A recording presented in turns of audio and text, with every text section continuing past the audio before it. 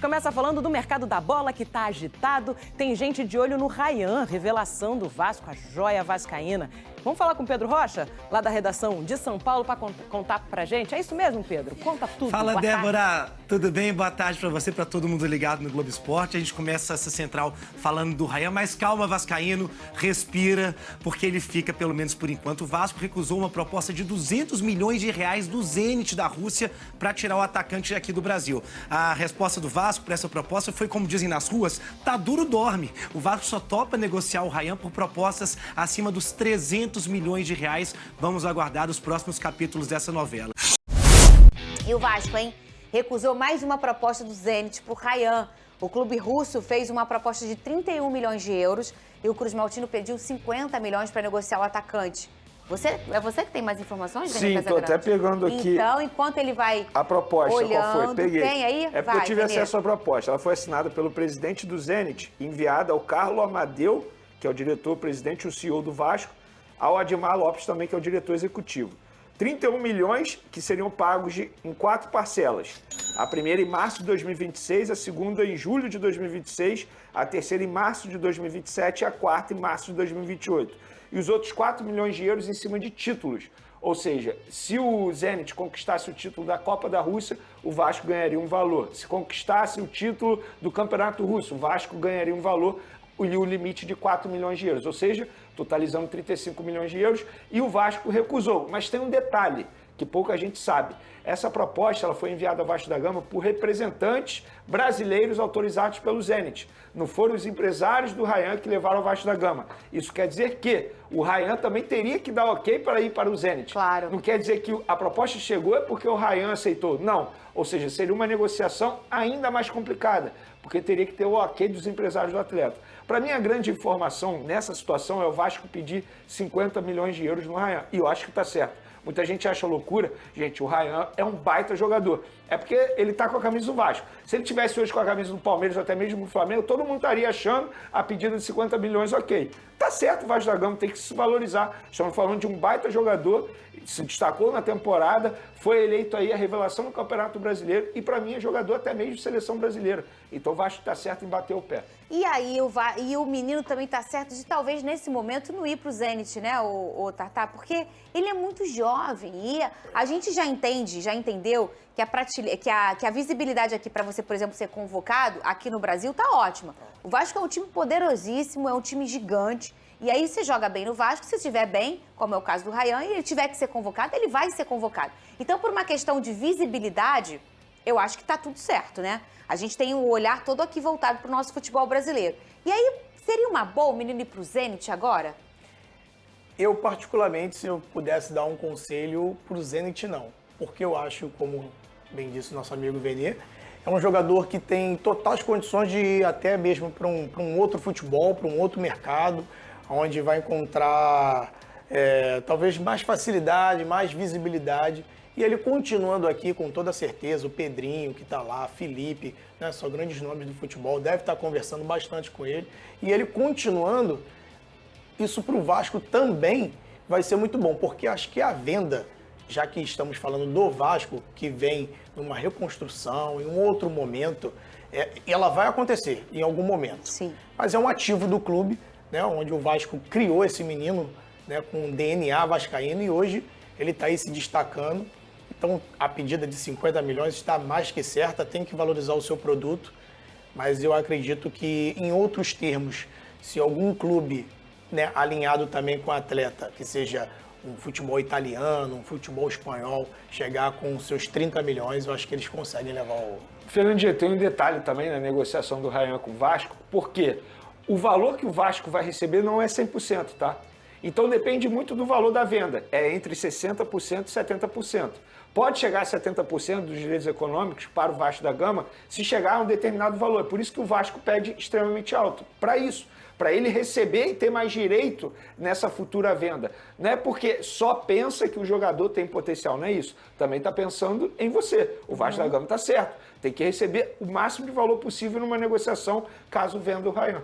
E aí tem que pensar, e o Pedrosa trouxe até essa informação, que o staff do jogador também, o pai dele, né, que é um cara vascaíno, a família toda vascaína, você falou, o Vasco forjou esse garoto, né, ele tem o DNA vascaíno e ele tá pensando num plano de carreira para ele. E, obviamente, o Pedrinho, que é um cara muito cuidadoso, o Felipe também, pensam não só na questão financeira para o Vasco, obviamente ela é importante, mas ela vai acontecer, como o Tartá falou. Ele é poderoso, o menino vai valer e ele vai ser vendido. Mas que seja uma coisa boa para o menino, né? Que seja um pensamento para o plano de carreira dele. Que eu acho que esse, talvez, Tartá, você não acha que esse é o momento mais importante para esse jogador, na escolha dele? Uma escolha errada agora pode pôr tudo a perder numa projeção de 10 anos para ele. Você concorda comigo? É isso. Agora é o momento que ele precisa realmente pensar, conversar, ver, rever, porque esse próximo passo que ele vai dar é de suma importância. Porque muitas das vezes você não dá a sorte. Às vezes, no momento, era o que tinha de melhor, mas você chega lá, não é utilizado, aí bate, volta, e aí já tem que fazer todo esse processo novamente. Então, que ele tenha uma boa sorte, né, nessa escolha que irá fazer. E a gente sabe que, por muitos desesperos financeiros, em vários momentos da nossa história do futebol carioca aqui, é o que o famoso tem o pires na mão, né? Você precisa do dinheiro e aí, às vezes, você vende um menino para qualquer lugar porque você precisa daquele dinheiro de forma imediata. Ou você acaba vendendo mais barato, porque você está desesperado, ou, às vezes, para um lugar que para o menino não é tão positivo. Então, é importante saber que o Pedrinho está preocupado com isso, que a família do menino também, que está um pensamento de um projeto e um plano de carreira para o Ryan, porque ele merece. E o Vasco terminou a temporada com quase 100 gols sofridos. Com derrota para o Corinthians, o clube chegou a 94 gols sofridos na temporada. O time teve a rede vazada em 52 das 71 partidas disputadas em 25. A última vez que o time sofreu tantos gols foi na temporada de 21, quando disputou a Série B do Brasileirão e não conseguiu subir, que foi uma temporada tenebrosa para o Vasco. Agora, o Pedrosa falou em vários momentos aqui nesse programa, o Vasco precisa fazer 4 gols para ganhar, mas aí ele sofre 3. É isso. E o Vasco tinha essa questão de fazer muitos gols, inclusive tinha um dos melhores saldos de gols aí, gols pró, né? Melhores ataques no Campeonato Brasileiro, mas sofria muito gol, Vene Casagrande. Isso justifica o porquê da quantidade de derrota também, né? Foram 19 derrotas no Campeonato Brasileiro, ou seja, um turno inteiro com o Vasco perdendo. E esse foi o grande problema do Fernando Diniz. Ele não conseguiu encontrar um equilíbrio. Inclusive, quando ele encontrou o equilíbrio, ele teve sucesso. Ele teve aquela quantidade de vitórias consecutivas. Por conta disso, de fato, o Fernando Diniz ficou marcado, Vasco da Gama ficou marcado com o Fernando Diniz por excesso de gols sofridos. E a gente vê nos números aí que chamam muita atenção. Não dá para uma equipe como o Vasco da Gama sofrer quase 100 gols em uma temporada só. Isso justifica o péssimo desempenho no Campeonato Brasileiro. O que a gente entende com a chegada do Robert, Renan, do Carlos Cuesta, melhorou. a placar de 3, 4, deu uma melhorada boa. Presente preferido da árvore de Natal vascaína, Flávia Amêndola. Olha, GV, eu acho que... Quem e por quê, né? Eu acho que, pra mim, assim, eu acho que não tem muito pra onde fugir. Eu acho que a gente tem até alguns candidatos, mas o principal presente que o torcedor gostou em 2025, obviamente, foi o Ryan. É o cara que fez gol, é o cara que deu passe, é o cara que apareceu pra decidir os jogos quando havia necessidade. Tudo bem que na final, infelizmente, não aconteceu, mas é um garoto que a gente nunca pode esquecer que a gente está lidando com um garoto de 18 anos que está cada vez mais evoluindo e ainda tem um lastro de evolução muito absurdo pela frente. Então, assim, eu acho que o torcedor Claro que o gostinho ficou um pouco amargo por conta de perder o título da Copa do Brasil. Eu acho que pode até influenciar um pouco na ideia do torcedor, mas a gente aqui que é mais racional, eu acho que o Ryan, ele fez uma grande temporada que o credencia a ir para a Europa. E assim, torço muito para que ele fique pelo menos mais 6 meses, para a gente poder ver um pouquinho mais de perto esse garoto, que para mim é um talento raríssimo, raríssimo, raríssimo. E não vai demorar muito para estourar. Não vai demorar, não. No dia 22 de dezembro, segunda-feira, eu estava assistindo um Só Joga em casa com você e com Conrado Santana e Vini, uma ressaca, uma voz de ontem, estavam comparando Ryan, Adriano e Imperador. Calma? Ou é isso mesmo? Eu acho que talvez, assim, o que pra mim a única coisa que se assemelha é o estilo de jogo. Mas aí se o Ryan vai ter a carreira do Adriano, se vai chegar onde o Adriano chegou, é um outro debate. Aí vamos esperar para ver. Mas eu acho que esse gol aí é um gol que o Adriano faria. Parece muito. Inclusive o Adriano fez um gol muito semelhante contra o Santos em 2009 na Vila Belmiro, quando o Flamengo inicia a trajetória para arrancar pro título. Ele fez vários gols. Vários. Foi uma seleção também que ele domina e dá-lhe uma Não, dia pancada. 22, dia 21 na final contra o Corinthians, tem uma falta que alguém rola, ele dá uma pedrada, a cara do Adriano aquela bola. Dos últimos lances do E jogo. o Neneca faz uma baita defesa. Mas assim, só, gente, pelo amor de Deus, tá? A gente não tá aqui querendo dizer, o Ryan é o novo Adriano Imperador. Não é isso. Cada um tem a sua história. Quem sabe o Ryan não consiga até chegar mais alto do que o Adriano chegou. Mas também vamos com Precisa calma. ganhar o tanto de título italiano, brasileiro ser com o Vasco referência. voltando, Ser referência. seleção brasileira, resolver uma Copa América, ser chamado de Imperador. Copa das Confederações. Copa das Confederações. Apesar de que agora não tem nem mais Copa das Confederações. Mas assim, não é fácil, ele tem muito talento. Mas não é fácil, e são outros tempos também, né? Sim. São outros tempos. Quem vai receber o carvãozinho na meia do Vasco desse ano? Olha, GV, assim, acho que a gente também eu tinha outros candidatos, mas pra mim, pela expectativa que existia, apesar de eu imaginar que não seria aquele jogador que foi há anos atrás, mas pra mim quem vai abrir a meia e ver um carvãozinho lá, que não é aquele carvãozinho bom que você tá pensando, é o Coutinho. No Vasco, principalmente nos 4 jogos finais, Fluminense e Corinthians, não é que o Coutinho jogou mal, não é isso, porque ele é muito bom de bola, mas se esperava dele assumir o protagonismo e resolver. Acho que é isso que o torcedor ainda está um pouco chateado, né? Sim, e eu acho que tem razão, porque a gente, por mais que eu não esperasse um Coutinho tão grande assim como foi lá o Barcelona, o Bayern de Munique, o próprio Liverpool, mas a gente esperava um poder de decisão maior. Isso aí é claro, porque é um grande jogador. A história que ele fez no futebol dá indícios de que ele poderia ainda, quem sabe, conduzir o Vasco a um título nacional. Não foi o que aconteceu. A gente viu nessa temporada o Coutinho não sendo nem o protagonista do Vasco. Para mim, o protagonista da temporada não foi ele. Para mim, o protagonista é o Ryan. Ele é mais um Jardim coadjuvante. tá na frente dele, Ryan tá na frente dele, Verratti que fez bastante gol. E outra coisa, você lembrou bem o Verratti. O Verratti, até dado momento do ano, era o artilheiro do ano no Brasil. E nessa reta final, se teve um cara do Vasco que chamou a responsabilidade, não foi nem o Coutinho, não foi nem o Ryan. Foi o Andrés Gomes. É verdade. Que, porra, o cara não largou o tempo inteiro correndo, se doando, tentando. E assim, talvez uma boa notícia para o ano que vem. Mas em relação ao Coutinho, obviamente eu esperava mais, eu acho que muita gente esperava mais.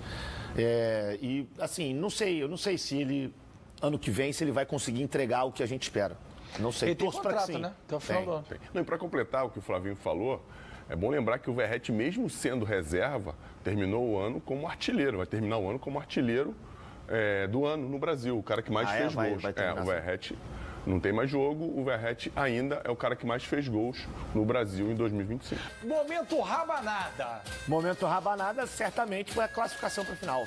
Acho que O jogo contra o Flu. O jogo contra o Fluminense, do jeito que foi, nos pênaltis, com o protagonismo do Léo Jardim, sendo que o Vasco já tinha sido melhor dentro do jogo, dentro dos 180 minutos, né, que foram 2 jogos.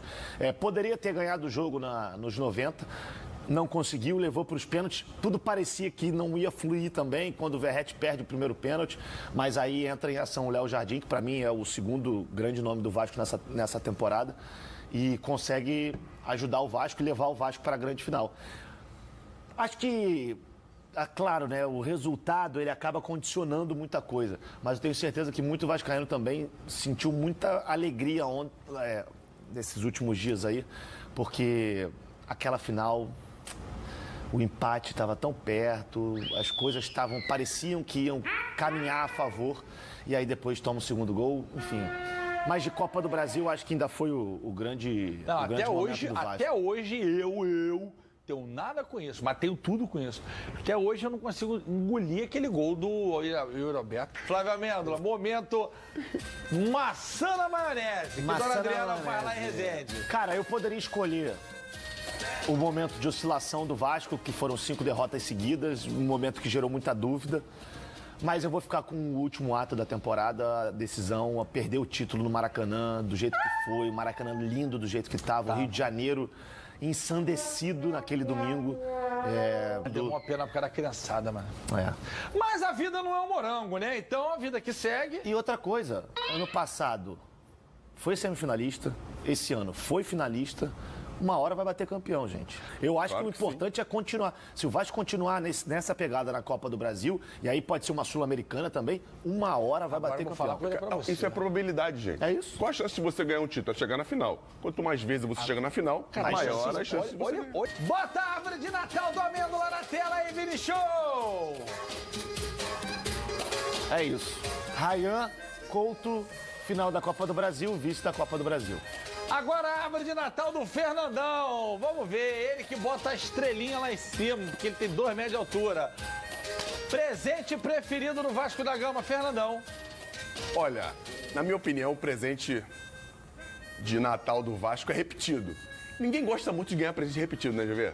Ah, não. Depende, né? Depende. Se for de bebê, mas quando esse presente, ele é alto, com um topete bonito, com gel, braços fortes.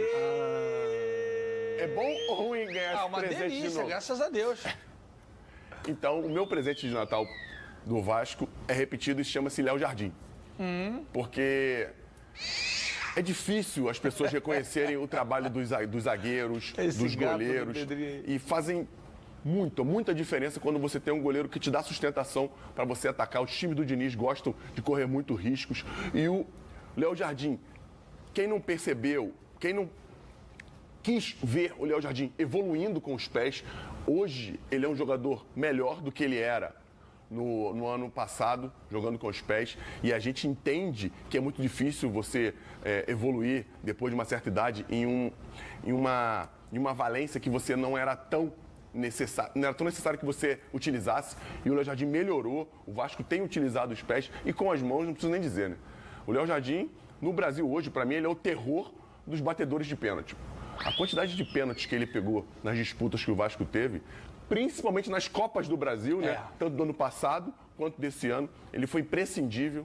E aí é bom valorizar essa galera que fica meio que obscura, né? Porque quem aparece sempre mais são os caras que fazem gols. E tem que aparecer mesmo, faz parte do processo. É um esporte coletivo dentro de uma construção. Uns defendem, outros atacam. Hoje, como alguns dizem, todos defendem e todos atacam, mas os que estão mais próximos do gol conseguem ser mais vistos do que os outros. Então, vai pro Léo Jardim, na minha opinião. Muito bem, então ali no topo da árvore de Natal, a estrelinha é ele, o Léo Jardim. E quem foi o carvão na meia, o cara que não se comportou, ou o momento, e recebeu um...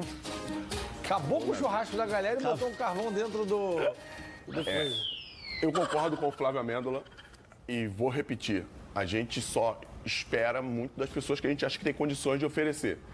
E, diferente do que o Flávio falou, eu ainda acho que o Felipe pode oferecer muita coisa. Ele é um jogador de, Felipe, 33 anos. Né? E a gente sabe que o futebol hoje ele te dá uma condição de você ser um pouco mais longevo.